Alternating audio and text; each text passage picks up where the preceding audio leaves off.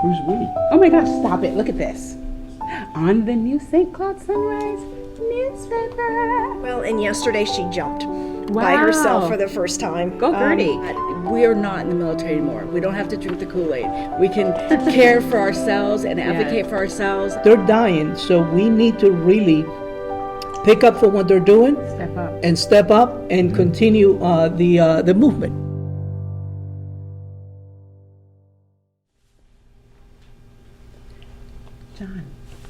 John, look at it. What? Look at how cute we look. Who's we? Oh my gosh, stop it. Look at this. On the new St. Cloud Sunrise newspaper. Don't you love us? Yeah, I mean, I saved this. This is last week's issue, but look, I know. nice bow tie, Cute nice shirt. sunglasses, I know. cute shirt, Yellow mellow. chilling oh my out. gosh. There's Matt. Yeah. Okay. Wait. Wait for what? We're on. We're On on, what? John. We're on. Stop it. Oh my gosh. Okay, guys. Good morning, St. Cloud. We're really excited to be here today. Yeah, And we love it's- ourselves. I'm done. That's it. We'll be back. That's all you get. We'll see you soon. Hey, good morning. We are back. We're at Cornerstone Family Church. Yes, good morning. It's gorgeous here. I mean, what a great place. Services on Sunday. Yep. Two And a lot of services. great stuff happening in the summer. We're about to wrap it all up. Yeah. Summer is almost over. It's insane how quick the time is going. And enjoying our coffee, courtesy of Dave Askew Jewelers in lovely, historic St. Cloud, Florida, New York Avenue. Stop by and see Dave. Thank you. Tell him Sasha sent you. Yep, tell them I sent you guys. And we've got a couple of guests this morning with us. Absolutely. Good Look at morning. our cuties. Good morning. Good morning. Thank you for having us. So excited to have you guys here. And these are our friends from our wonderful organization here in St. Cloud by the name of Helping Paws. And so we're so excited to have our professor with us today to talk a little bit more about the organization and everything about you. So please share with the public who you are and who that little delicious baby is that's, on your side. My name is Lisa Lippat. I'm a professor of humanities at Valencia, and I volunteer with Helping Paws, a rescue group here in St. Cloud in the greater Orlando area. This is Gertrude, but you can call her Gertie. Gertie is about a year old. She'll be a year old on Tuesday. And she was born with tarsal defects in both of her back legs. Basically, she was walking on her knees. They were completely bent in. But she's had 2 surgeries. This is the second. She's completely out of splints. And she's just got bandages and a sock here to help keep the bandages clean. But everyone that saw Gertie initially decided that euthanasia was the best option for her. Oh, no. And her original foster said no and found Karen Brown with Helping Paws. And thankfully, Karen Brown also said no. And they decided to take a chance. So she's been going to AVS, affiliated veterinary specialists in Maitland, about once a week for the past year. I was her foster. Gertie is a foster fail. As soon as I saw her, I knew I had to have her. She's absolutely my little girl. And she's quite active. Yes, Yeah, she yeah, is. trying to- Usually she's more talky than this, but she's, you wouldn't know it at the moment, but usually very patient and wants to just sit in your lap and hang out. But we've been doing this AVS run for the past year, and what they've done is actually quite clever. They cut the ligaments in both of her legs, and I think she sent some kitty hair flying all around our table here. They cut her ligaments and pinned them back together. So they didn't have to break her legs to straighten them out. They'll never be completely straight. Wow. But by comparison, they're just about perfect. Oh, wow. To what they were initially. But That's amazing. It really is. She gets around really well, and yesterday she jumped by Wow. herself for the first time. Go Gertie. Go Gertie, go. She's never been able to do that before. Yeah. So Lisa. Yes. So, this is just really interesting to see someone with your background. How did you become passionate about this and Helping Paws and the beautiful little babies that are like Gertie? Well, I've been doing cat rescue on my own for the last 12 or 13 years. Wow. I grew up with animals. And so then I was introduced to Helping Paws through a friend of mine. And initially it was with the idea that I was going to foster a different kitty, and they found a different home for her, and I was sad. And then Karen Brown said, well, I've got this other little one that you may want to take a look at. And as soon as I saw her, I thought, oh my gosh, how can I say no? But I ended up actually adopting 2 other kittens. I was going to say, do you ever get nervous about like, oh, I might Taking see a them cute out little of my kitty and I'm going to pockets. want it? But they were about Gertie's age, and it's actually been very good for her. So it's given her a little family. So she's got 2 brothers, adoptive brothers. And so they all spend quite a bit of time together. But Wow. It's nice now to have a group to work with instead of rescuing by myself. Oh my gosh, how beautiful. Yeah, so how do folks get in touch with that organization and help out? Helping You know, Paws? yeah, helping yes, out. we Helping could always Paws. use volunteers. Okay. We have cats at PetSmart in Lake Nona and on John Young Parkway. And the volunteers would come in and take care of the cats, feed them, scoop their litter, and then spend the rest of the time of their shift just playing with them and socializing them.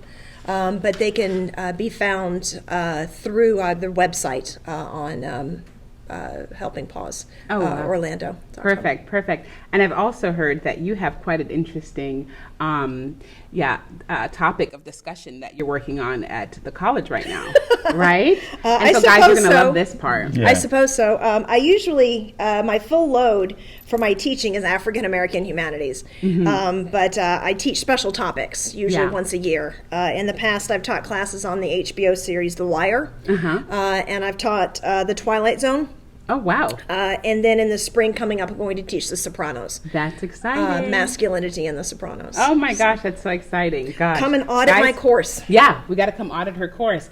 And don't forget, you also have a great organization that also helps. It's kind of like GoFundMe, but for pets. It's called Waggle. Waggle. And so is that also a way for folks to be able to donate to you or to the organization? It is.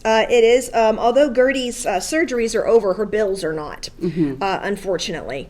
And Karen Brown has dipped into her own pocket to help Gertie out. So Gertie has some repayment to do. Yeah. So so help Gertie out, guys, if you can. Go to Waggle. Gertie's Waggle. pockets are a little empty.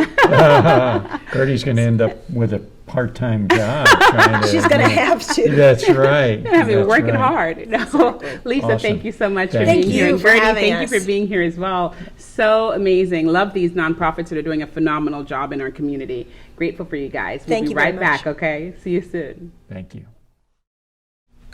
Well, good morning. We are back. Yes, We're sir. at Comerstone Family Church. Coffee, courtesy of Dave Askew Jewelers on New York Avenue in downtown St. Cloud. These lovely flowers. Kim, Our wonderful florist here Oh. in St. Cloud. unbelievable. I know. St. Cloud Florist and Gift Shop, amazing. And sitting over here, we have Helen, but I'm calling you Dottie. Dottie. Because that's what she goes by, is Dottie, because you connect the dots. Yes, All love right? it. Dottie does amazing work, volunteer work, and has for 30 plus years Yes. for our veteran community, getting them the benefits that they deserve. And there's a lot of women and men out there that have no idea what they have coming to you because it's a secret. The VA wants to keep it a secret, and they want to harass you and throw things at you to make you so that you give up. You never give up. Yes. So tell us a little bit about Sure. what you do. Yes. Thank you for having me on the show. I appreciate that very much. So connecting the dots with Dottie started when I moved to St. Cloud. I relocated from Hawaii in November, moved to St. Cloud in February, and I just love this community. Life is good in the cloud. Life is good Definitely. in the Life is cloud. good in the cloud.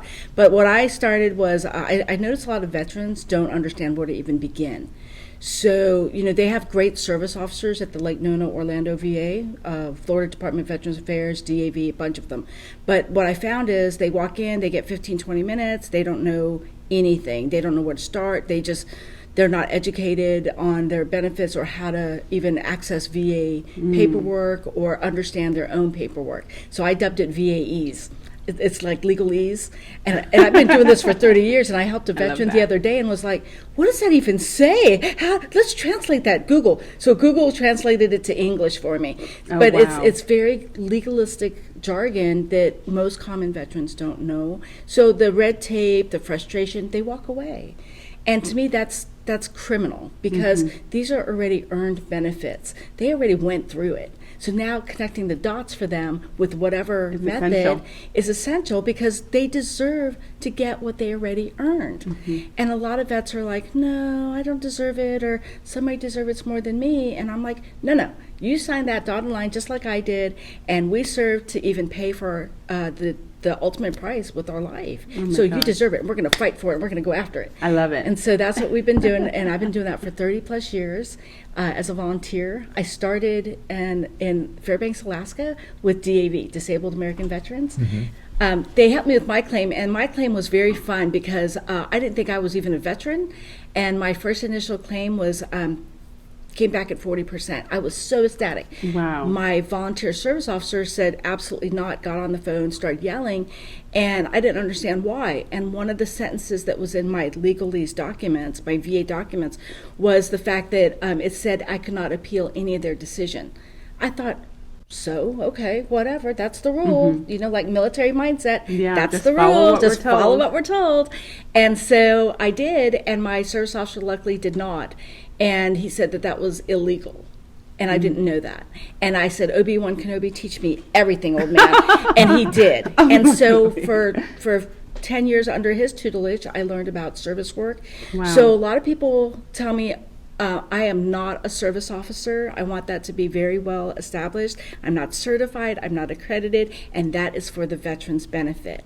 I had been in the past. But what I found is that these organizations will tell you what to say, how much time you can spend with the veteran. No, that doesn't fly for me.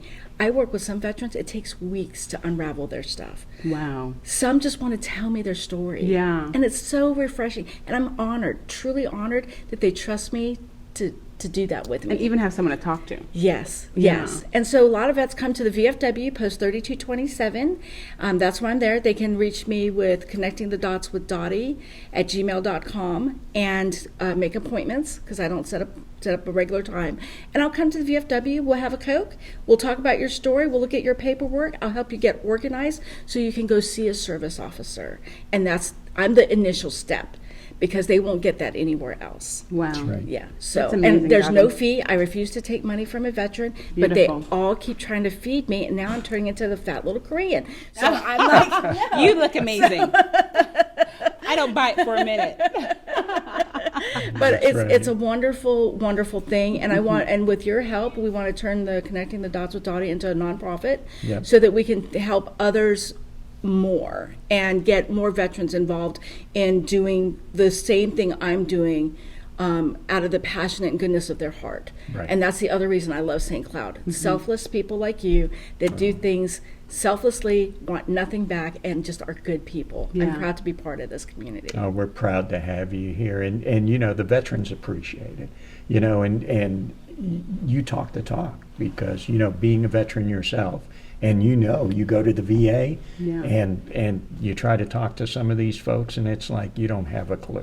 Yeah. They just don't have a clue, and the veteran doesn't have a clue either. Yeah. So that puts a veteran at a disadvantage. Absolutely. Yeah. But Yep. you are the hand up. And they're there. and they're advocate. 'Cause Yeah. a lot of times it's difficult advocating for yourself. Yeah, Oh, and it is. I've gone to the VA with some veterans, especially when it deals with mental health issues. That's the toughest. Wow. And so I'm there to help them whatever method I can.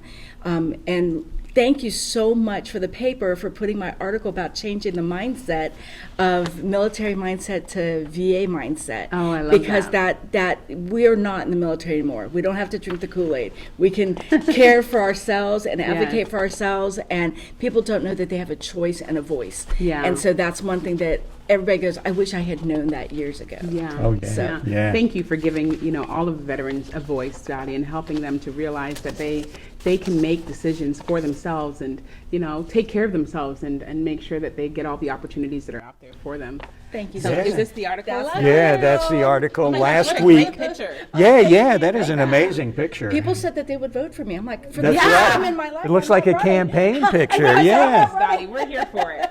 But this is last week's issue. yes. Yeah, so you can get this online. You can still pick it up at Summit where you shop and dine in Yes. the St. Cloud area. But just an amazing article and just amazing work that you do. We've met before at the Post. Yes. And sat there. We even met at the cigar shop. Yes, Yeah. yes. I like the smell. She likes the I don't smell. inhale. She wouldn't. I don't inhale. Yeah, Bill Clinton the here. smell. I don't inhale. I've heard that before. But yeah. No, thank you so Great much stuff. for coming over, Dottie, Thank you and hanging again. out with us. Thank you. I'll see you soon. See we you gotta soon. we gotta sit down and get some paperwork done for you. Absolutely. Definitely. Thank you for we having have, we're so grateful that you're here. And we're having a lot of fun, as you can see, guys. And, it continues. We will have another amazing guest on here to share some really great stories and talk to us a little bit more. See you soon. And we're back. Guys, we are here with Mayor Alvarez, who is the former mayor of Kissimmee. Mayor Alvarez, we are so grateful to have you here with us today. No, thank you so much. Thank you for the opportunity to be here with you guys. Honored. Absolutely, Honored. absolutely. Thank you so Absolutely. much for your time and servitude to the community. Kissimmee and St. Cloud, we all fall under the Osceola umbrella, and so there were a lot of familiarities and a lot of overlap. So we're truly grateful for what you did, and I've been told by numerous people that all the things that you had on your platform and the things that you advocated for, you saw through. And so, it's very honorable to meet a man of value and of his word, and one who works hard to make sure that people are heard. So Thank you. Thank you so for much. that. Thank you. Thank you for that. And continues. And Continues to work for the community, continues to do great things in the community, and we appreciate it. Normally, we have a lot of fun on this program, obviously, and we have a lot of great guests, but now we have an issue happening that's been happening, but now it's really come to the forefront with the protests in Cuba and the absolute way the Cuban government is handling these protesters. So, this movement, it's a very important movement, right? So it started July 11, which it was last Sunday, on a Sunday, and it started and has been spearheaded by the youth, by the young generation of Cubans. These are college students, these are high school students. So the government in Cuba, number one, is very afraid because of the people that are involved in these demonstrations, right? It reminds them back to 1953, July 26, when the first revolt happened against the Batista government, and it was also college students, and it was a youth movement to remove the government that was there at that time. And this is why it's so scary to them, because they know that they've never seen it before, and they know that it works. And so the movement that they did was to get everyone situated in key places in Cuba, and they actually started the demonstration in the same parts of the island as they did back then in the 50s. Wow. Right? So it was that they mimic what that movement did that last time, and this is why it's so scary. And it's our young generation that they're hungry, they're tired, they want to do better for themselves, but they have no way to do it. They have no food. In Cuba, milk. The milk that is made in Cuba is the government sells it to the European nations. In Cuba, you drink milk out of powder. You have to mix it with water from the street because you don't have running water, and you mix a powder, and that's the milk that parents are giving their babies, right? So there's no milk. The product that is grown over there in the agricultural business is also sold to the outside nations, right? So they have no food. You have to stand in line for a piece of chicken, and by the time maybe your turn comes in the store, the chicken ran out. And so there's no food, there's no medicine. As we know, COVID-19 is really has affected Cuba immensely, and they're not giving us the true story of it. Again, doctors have their hands tied. There's no medicine because every medicine that the Cuban government gets from other countries, they sell it to other countries. Wow. And so these are people that are in Incredible. charge of Cuba, that have created immense amount of wealth for the past 60 years. Wow. Insane. And Yeah. so right now, I mean, obviously the people have had enough, and I think you were talking about how it's so reminiscent to what happened years ago, and they're fearful because it actually worked, right? So what are they doing now to halt all of the protests and to stop the young people from being successful? So what the government has done is very methodology. They worked on a system of shutting down the internet, right? So you shut down the media, you shut down the news, you shut down their cell phone services, so no news will get out. The last thing we heard from Cuba was that they brought, the Cuban government has a certain group of people in Venezuela that their military, their police officers, they're called the goon squad, and they dress up in military uniforms in Venezuela, and those are the ones in the street. Any type of demonstration, those are the ones doing the beating and doing the stopping, dressed up as Venezuelan government officials. So they brought those people back to Cuba, and so they have those people now dressed in regular civilian clothes. And what they're doing is they're infiltrating the movement, trying to find those young people that are the leaders of the different groups, as they're taking them away. And we've seen pictures before the media stopped. As we see them taking them away, you see reporters asking them, are you military? Are you police? You're dressed in civilian clothes. They're pushing reporters away. They're taking these young kids away, but we don't get to see them. And most of them, they're finding their dead bodies in other towns. Jeez. And so they're killing people. They're killing whatever reporter that goes out. And so the biggest thing they did was shut down Cuba completely, where no one can see what they're doing. And this is a tactic that they have because they're so afraid of that. Yeah, and reporters are in hiding right now, right? Yeah, so we heard that there were some European reporters that stayed there. They never left. They're out there recording the different parts of the demonstration. Unfortunately, those reporters are in hiding. We saw some of those clips come out yesterday, but there's only a few of them because they have to be careful because they have a target to find them. And once they find them, we know what's going to happen to them. Supposedly they're going to be taking them to prison. No, they get them killed. In Cuba, they don't believe in putting you in a prison because then they have to support you. So what they do is they just shoot you and they're over with. And this is what's going on, and it's been going on for the past 60 years. But they've never seen this type of movement. Yeah. And this is why this is so important. This July 11 date is the July 26th of their era. Wow. July 11 is the new generation that is really just had enough of what happened, and it's not their fault. This is their ancestors, their parents and grandparents brought this to them, and the youth that just had enough. Yeah. I mean, they're watching their families starve. They're watching their families suffer. They're the government itself, I mean, it closed down, shuts down the island, no information in or out, no cell phone service. This is not a political issue. This is a humanitarian issue that needs to be addressed. And how do folks get the word to Cuba that we're not this isn't acceptable? Yeah. So here's one of the number one problems, in my opinion. And again, this is just my opinion as a Cuban American. For 60 years, Republican and Democrats have been pointing the fingers at each other, blaming each other's administration for not doing this and not doing that. We need to stop that. We need to stop bickering with each other. It divides us. And so what we need to do is work together, work with the administration that we have. I know that there's a lot of people asking for the United States to send soldiers to Cuba, right? To me personally, having my own kids that are serving in the military, no way.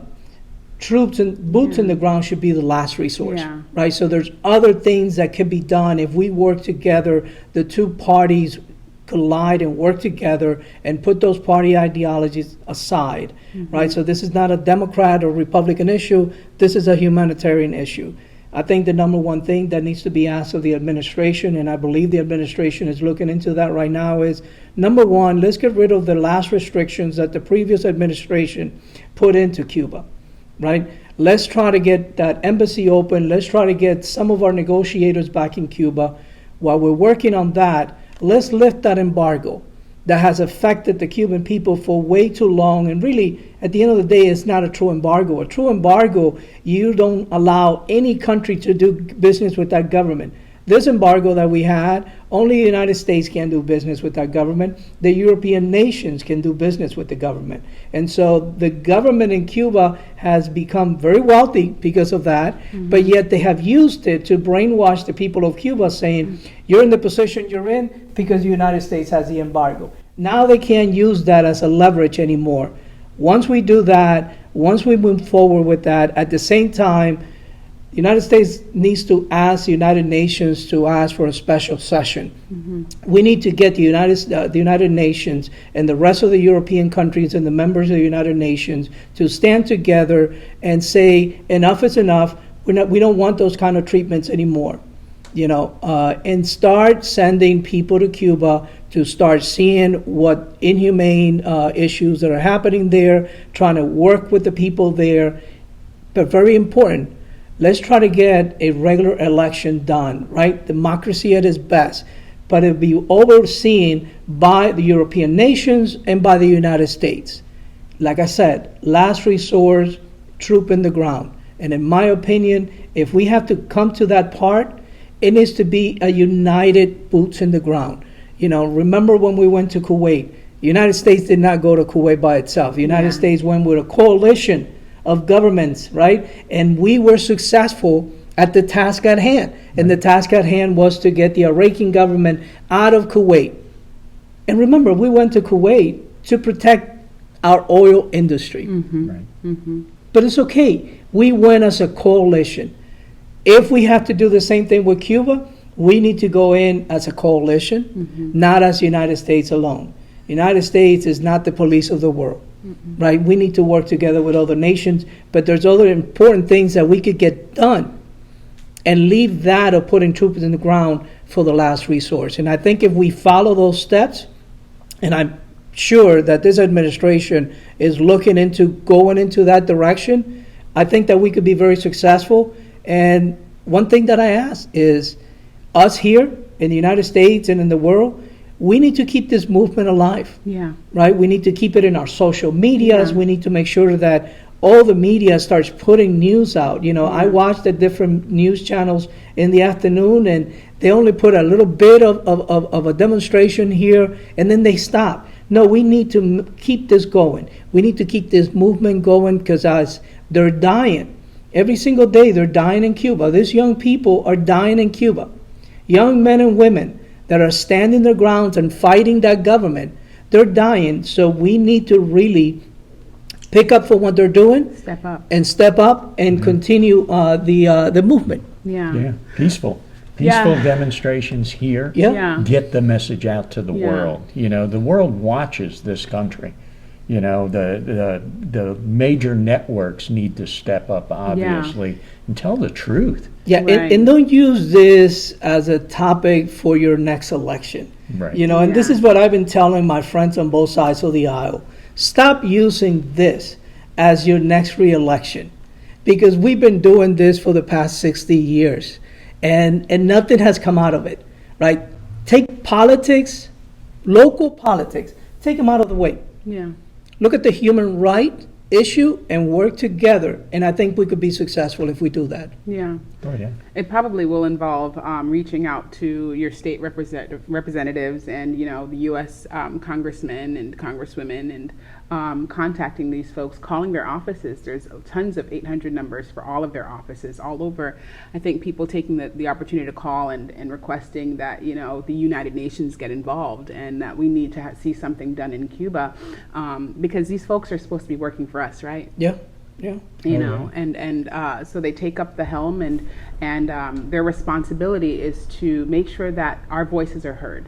And so if enough people are calling and they're saying this is an issue and we need to figure this out, then they should be taken serious. And shame on any of our Congress folks and any of our representatives and our senators who don't take this seriously, because this is definitely a human life issue, and people are dying every day, and we need to do something effective immediately. This is the greatest nation in the world. My parents brought me here when I was 7 years old, and I remember seeing my parents suffering for so many years to try to get me and my siblings out of Cuba. And, you know, I remember one day when we were here, I asked my mom, you know, God bless her soul, she's passed on. And I asked her, why did you bring us to this country? And she said, because I'm bringing you to a country that you will have an opportunity that if you work hard, you can reach your goals. Amen. You know, I remember when I became the mayor of the city of Kissimmee, you know, one of the things is my mom came in mind, you know, who was to say to this young Cuban American that was going to be Yeah. an opportunity to become a mayor of a city, you know, and the successes that I've had here in my real estate business and, you know, being involved with my community. These are opportunities that this country gives you Yeah. that no other gives you, You're preaching. right? But we need to stop thinking of brutal force. Amen. That needs to be left for the last resource. Yeah. There's other tools that we have in the Amen. toolbox that we need to utilize, and I know it can be done. I just ask my brothers and sisters on the Republican and Democrat side, work together, Yeah. focus on the goal, and it can be accomplished. Yeah, absolutely. Mayor Alvarez, gosh, this was a session, guys. Truly, truly, truly appreciative for this opportunity and to share this space with you right now. We will definitely be praying hard for Cuba, and we'll be doing what we need to do to work effectively to help make something happen. Yeah, normally we close with the future so bright, you know, and throw on some shades and all that. Yeah, There's only one way that the future can be right for our brothers and sisters and mothers and families in Cuba, is to put your foot down, contact your state representatives, the media, tag the media, fill your social media pages Yeah. up with this, because this is a real issue that needs to get fixed. yeah, share it everywhere. Let's make it happen. Let's make it happen. Until next time, guys, we'll see you soon. All right.